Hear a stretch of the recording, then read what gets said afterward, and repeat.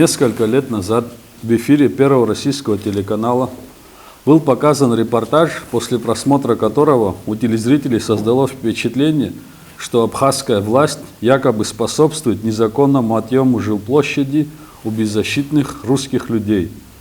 Этот репортаж впоследствии был опубликован на YouTube-канале под названием «Что делать россиянам, купившим домик в Абхазии или решившим вернуть то, что потеряно в войнах», который к настоящему времени посмотрело около 100 тысяч человек. Это была прямая, грязная информационная атака не только против руководства нашей страны, но и против всех нас, всех граждан Республики Абхазия. Я в рамках этого доклада хочу раскрыть истинное лицо тех, кто стоит за фабрикацией этого грязного информационного вброса против нашей страны. Я не буду рассказывать обо всех фигурантах той телепередачи, хотя бы потому, что кое-кому из тех, кто в ней показан, лично я, и причем неоднократно, оказывал помощь именно по жилищным вопросам.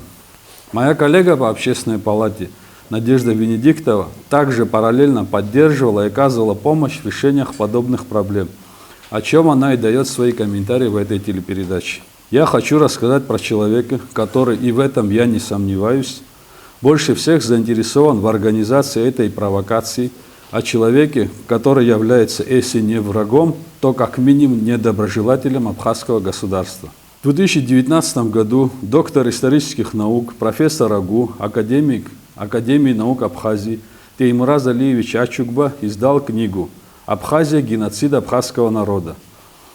В этой книге написано, что заместителем командира 2-го отделения 1-го взвода батальона Цхуми оккупационных войск Госсовета Грузии являлся некий Джабелия Геннадий Шалвович. Его супруга Козлова Валентина Вячеславовна является основным инициатором трансляции антиабхазской телепередачи на ОРТ.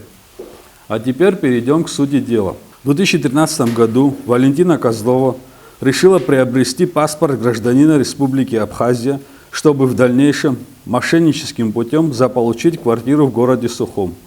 В течение 1 месяца она смогла заполучить паспорт гражданина, причем за этот короткий срок участковая служба УВД города Сухум успела провести проверку и даже установить, что якобы в требуемый по закону о гражданстве период времени с 1994 по 1999 год Козлова постоянно проживала у своих знакомых в городе Сухум. Однако фальсификаторы незаконного получения паспорта не учли того, что квартира, на которую нацелилась Козлова, администрацией города Сухум в соответствии с требованиями закона вначале была признана бесхозной.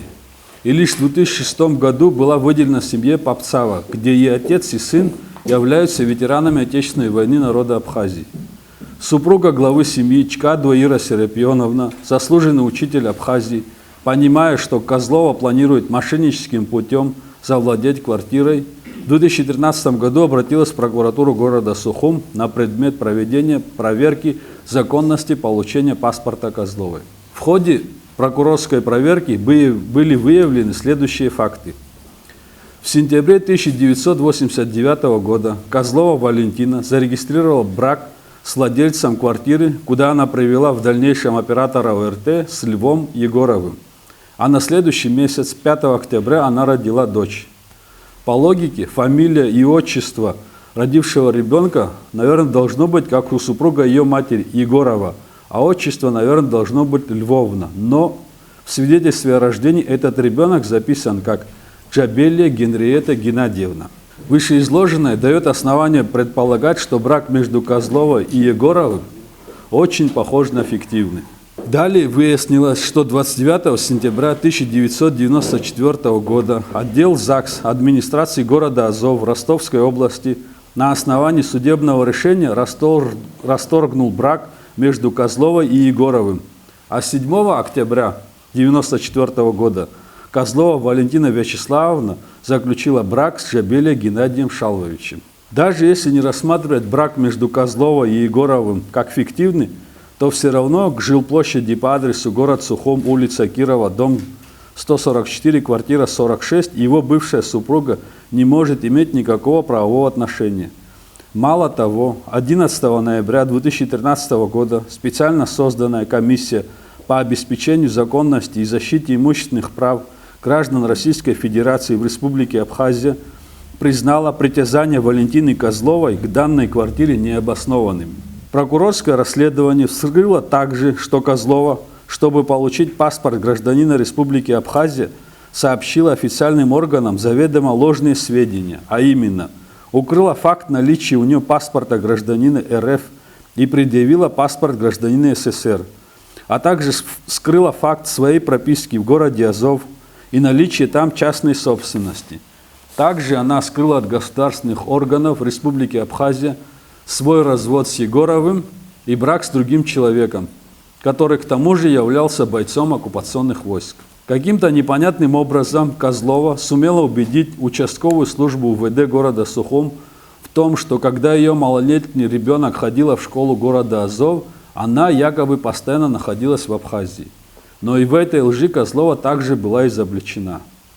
Итогом прокурорского расследования стало решение о незаконности документирования Валентины Козловой паспортом гражданина Республики Абхазия. Данная информация была собрана и структурирована в постановлении об отказе в возбуждении уголовного дела от 17 апреля 2014 года, подписанным тогда еще помощником прокурора города Сухум Саблировой Зариной. Это постановление в части незаконности выдачи паспорта Козловой было утверждено еще и Генеральной прокуратурой, рассмотревшей жалобу последней на решение Саблировой. То есть Козлова пожаловалась на действия Саблировой, и Генпрокуратура провела повторно собственную проверку, по результатам которой решение Саблировой было утверждено еще и Генеральной прокуратурой Республики Абхазия. В описанной мной ситуации фигурирует реальный и настоящий враг Абхазии – Джабелия Геннадий. А я ударился в детали про какую-то там квартиру. Одного факта того, что Валентина Козлова является супругой бойца Госсовета Грузии, наверное, было бы достаточно. Однако я решил рассказать все так подробно, чтобы было понятно, что претензия Валентины Козловой, даже не будь она супругой бойца оккупационных войск, все равно была бы необоснованной.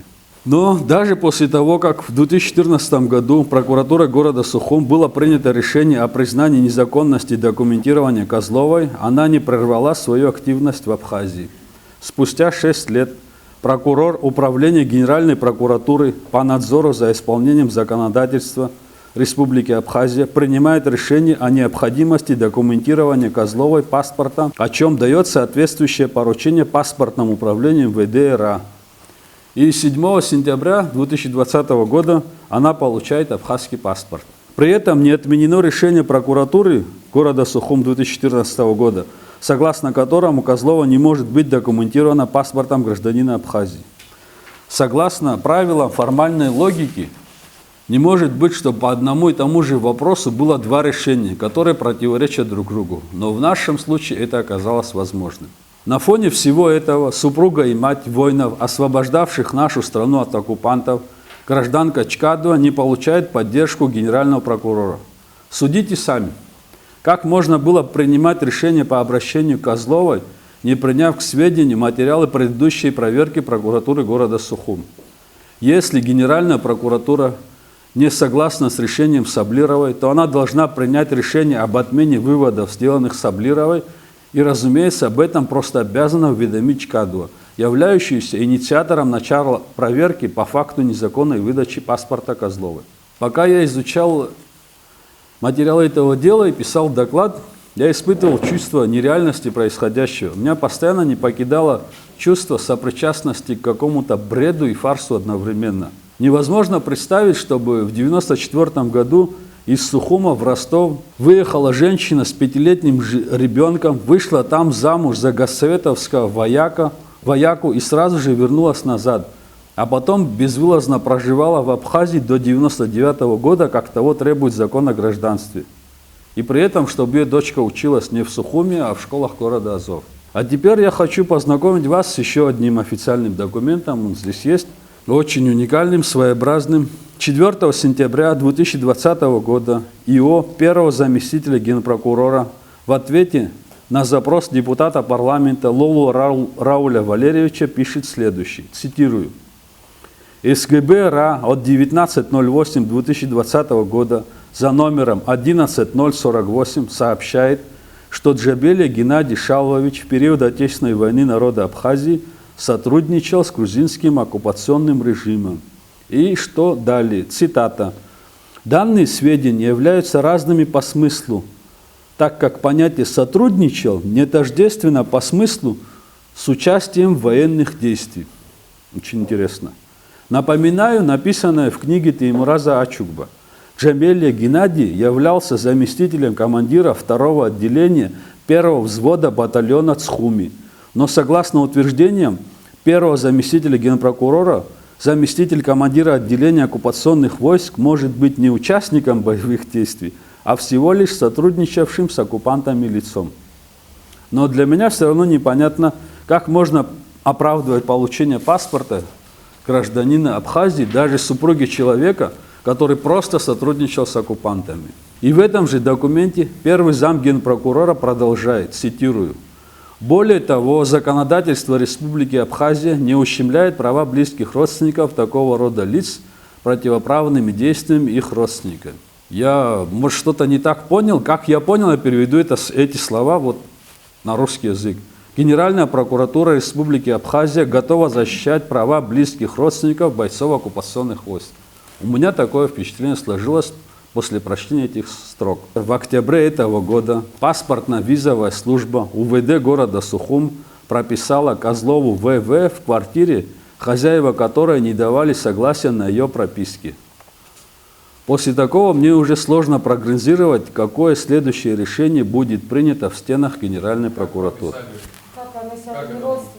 Вот так прописали. Вот все, что я рассказал, это бред. Это не имеет никакого логического обоснования. И вот то, что произошло, фотография тоже есть, я вам ее предоставлю. Там была такая ситуация, она принесла документы довоенные, и на основании этих документов, хотя есть решение прокуратуры, все, что я перечислил, все это просто не обратили на них внимания.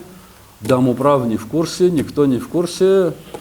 ПВС поставила штамп и прописала ее там. Все законные механизмы, методы влияния на власть мы как-то все приняли.